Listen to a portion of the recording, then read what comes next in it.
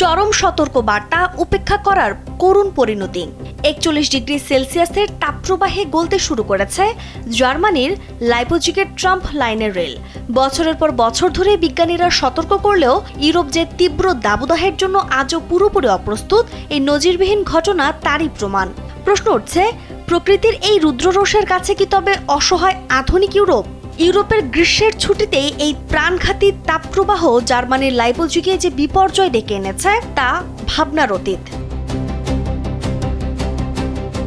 তীব্র গরমে রেললাইনের বিটুমিন বা পিচ জাতীয় উপাদান গলে নরম হয়ে যাওয়ায় শহরের গুরুত্বপূর্ণ অংশে ট্রাম্প পরিষেবা পুরোপুরি বন্ধ করা হয়েছে।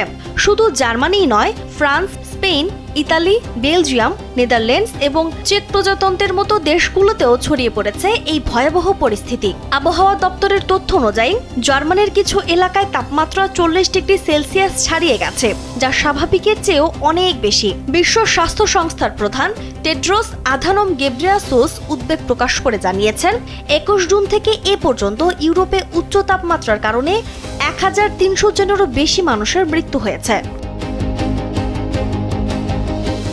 এই পরিস্থিতি বাসিন্দাদের জনজীবনে নিয়ে এসেছে অসহনীয় দুর্ভোগ। শহরের ঘনবসতিপূর্ণ এলাকায় তীব্র গরমে ত্রাহি ত্রাহি অবস্থা।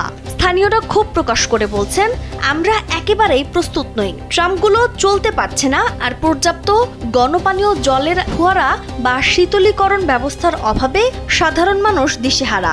সাংস্কৃতিক কেন্দ্রগুলোতেও নেই পর্যাপ্ত শীততাপ নিয়ন্ত্রণ ব্যবস্থা। অনেকে বাইরের রুটিন বাতিল করে দিনের প্রখর সময়ে ঘরেই বন্দী থাকতে বাধ্য হচ্ছেন।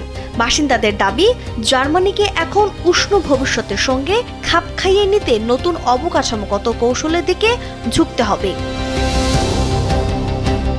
পরিবহন ব্যবস্থায় বিঘ্ন, দাবানলের উচ্চ সতর্কতা এবং স্বাস্থ্য সংকটের মুখে পড়ে পুরো পশ্চিম ইউরোপ এখন কার্যত স্থবির। যেখানে বারবার সতর্ক করার পরেও অবকাঠামোগত প্রস্তুতির অভাব প্রকট, সেখানে জার্মানির গলে যাওয়া রেললাইন কি কেবল একটি দুর্ঘটনা, নাকি জলবায়ু পরিবর্তনের বিরুদ্ধে যুদ্ধের আসন্ন পরাজয়ের পূর্বাভাস? সময় থাকতেই কি জাগবে ইউরোপ? নাজপুর নাহার উসবা, কালবেলা।